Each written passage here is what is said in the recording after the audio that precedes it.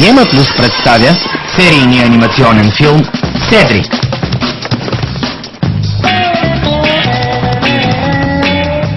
Здравей, Седрик! Довиждане, Седрик! Здравей, драгосък!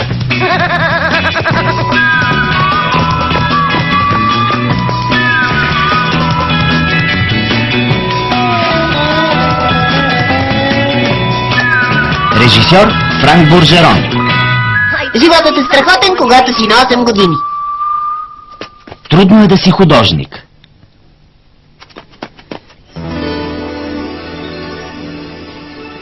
Хората са готови на всичко, за да бъдат обичани.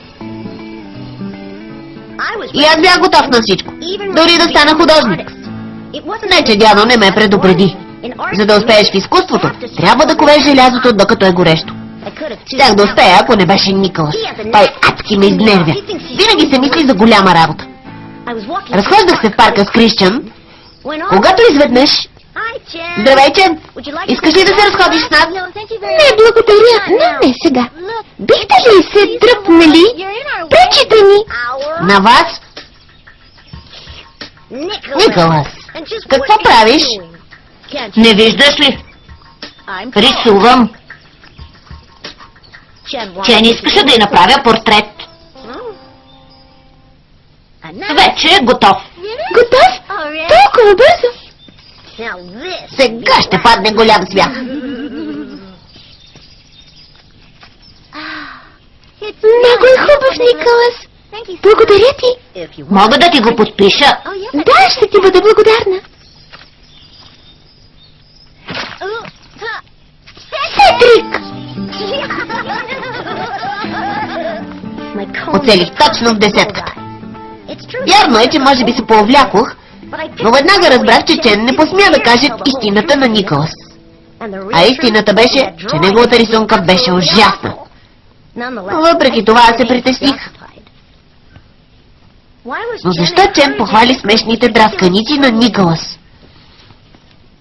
Ами така е, Седрик. Момичетата винаги се възхищават на художниците. Мечтаят за тях заради бохемския им начин на живот. Какво значи бохемски? Означава да живееш без определена програма. Художниците стават от леглото, когато поискат, и работят, когато имат настроение. Това звучи страхотно. Мислиш ли, че мога да стана художник, когато порасна след няколко години? Защо не? Но това не става просто така. За да станеш велик художник, трябва много усърдно да се трудиш. Рисуването е като полагането на релси. Веднъж да сбъркаш и трябва да почнеш от начало. Ядо ми показа правилния път. Наистина бях решил да стана велик художник.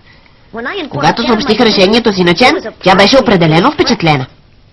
Да, дори каза, че ще ми бъде личен модел. Именно тогава разбрах какво имаше предвид дядо, като каза, че веднъж да сбъркаш, трябва да започнеш от начало. Свършваш ли вече, Седрик? Чувствам, че ми се доспива. Почти свърших. Трябва само да оправя една малка подробност.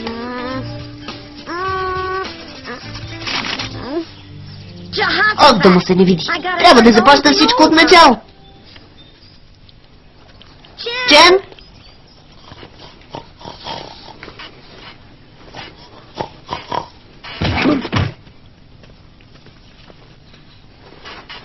Как мина сеанса с твоя модел? Изхвърлих всичко. Всичко. Не знаех, че ще е толкова трудно. Ти можеш ли да рисуваш като млад? О, много добре. Бях много надарен художник. Бил си художник?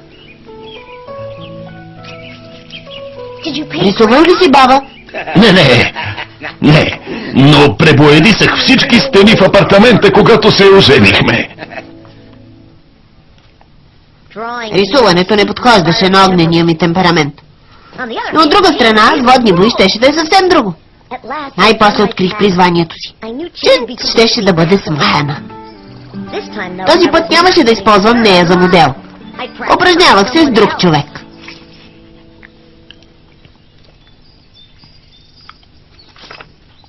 О, виждам, че и ти си художник. Колко време трябва за такава картина? Много дни. Тази работа се прави с любов. Трябва да уловиш нюансите. Аз обичам да изпипвам подробностите. Значи щеше да стои там с часове. Беше идеалният модел. Захванах се за работа. Може да се прави с любов, но си е трудна работа. Не предполагах, че ще ми трябва толкова цветове, за да го нарисувам.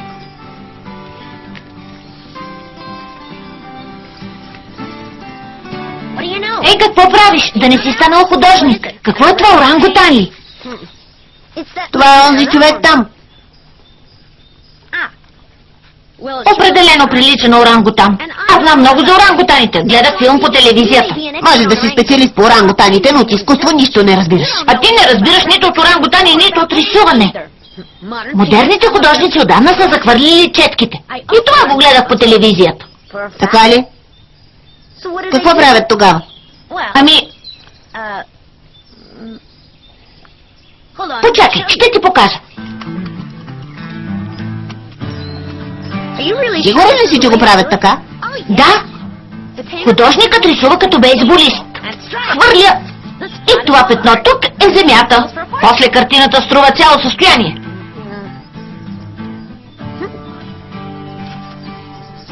Хайде опитай де.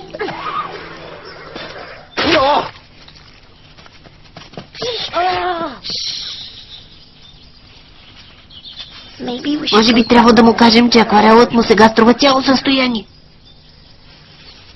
Не точно сега. Изглежда много свирепо. Също като ядосан орангутан. Гледал съм го по телевизията. Да, но това тук е наживо. Двамата с Кристиан едва се спасихме. Както и да е, рисуването не беше за мен. Целият се омацваш с боя.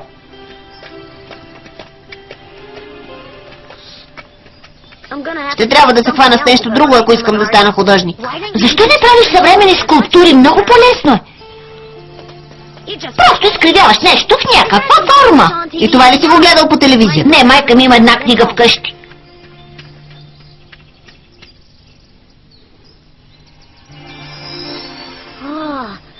Това е страхотна идея. Ще го направя. Ще направя изненада за Чен. Вземи фотоапарата на брат си. Лут ли си? Той ще ме разкъса. Най-после открих призванието си. Скулптурата. За щастие, Кристиан обеща да помогне. Защото този път не трябваше да поемам рискове. Живите модели са много сложни.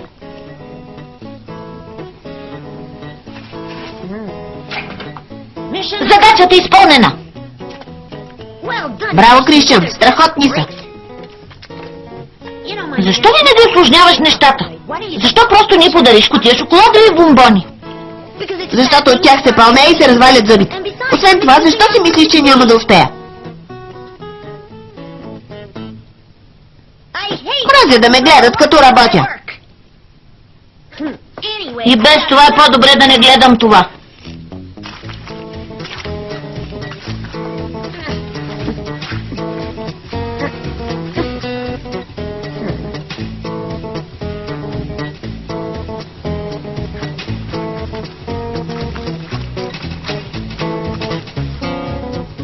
Вълнуващото при скулптурата е, че можеш да започваш от начало хиляди пъти, докато всичко стане съвършено.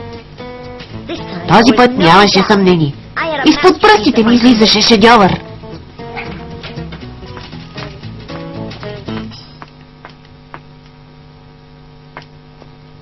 Ако искаш да направиш подарък на Чен, защо ни поднесеш една хубава кутия бомбони? От чоколада се пълне и е вреден за зъбите.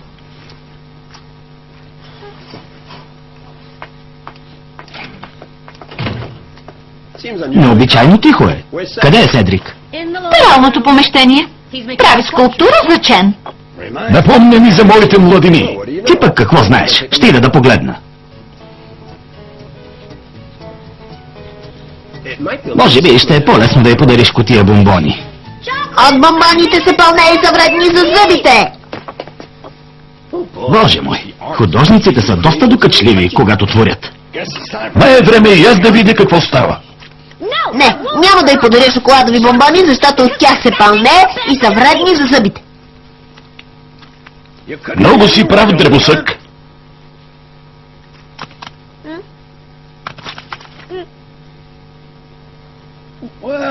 Случват се такива неща. Както винаги, дядо успя да ми вдъхне самоувереност. Ти си скулптор. Видя ли какви безкрайни възможности има пред теб? Пълна творческа свобода. Гръбни възможността, дребосък. Сега е моментът да вложиш всичко от себе си.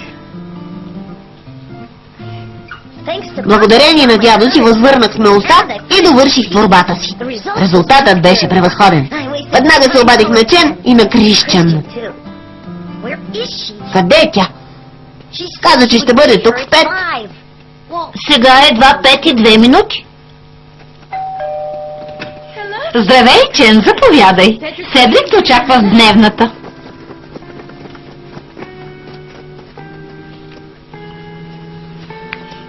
Здравейте! Седрик, каква е изненадата? Тя е под покривалото. Откриването е важно, за това 1, 2 и 3.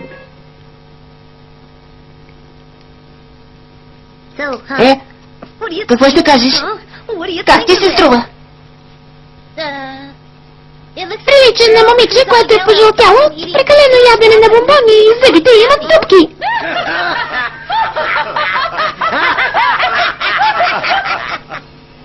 Хич не ми пукаше, че всички се смеят. Най-важното беше, че моята статуя напълно очарова Чен. Доказателството беше, че тя много държеше да си я занесе вкъщи. Много ценя това, че толкова си се постарал да ми направиш подарък.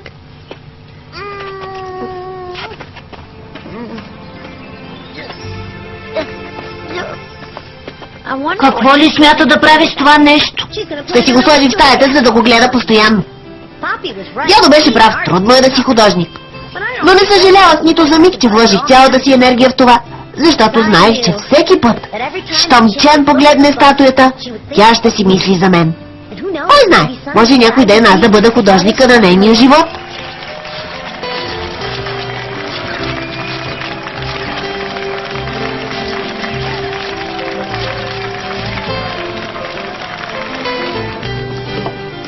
Междувременно, едно е сигурно. Животът е наистина страхотен, когато си на 8. Гледахте "Трудно е да си художник", епизод от серийния анимационен филм "Седрик", представен от Диема Плюс.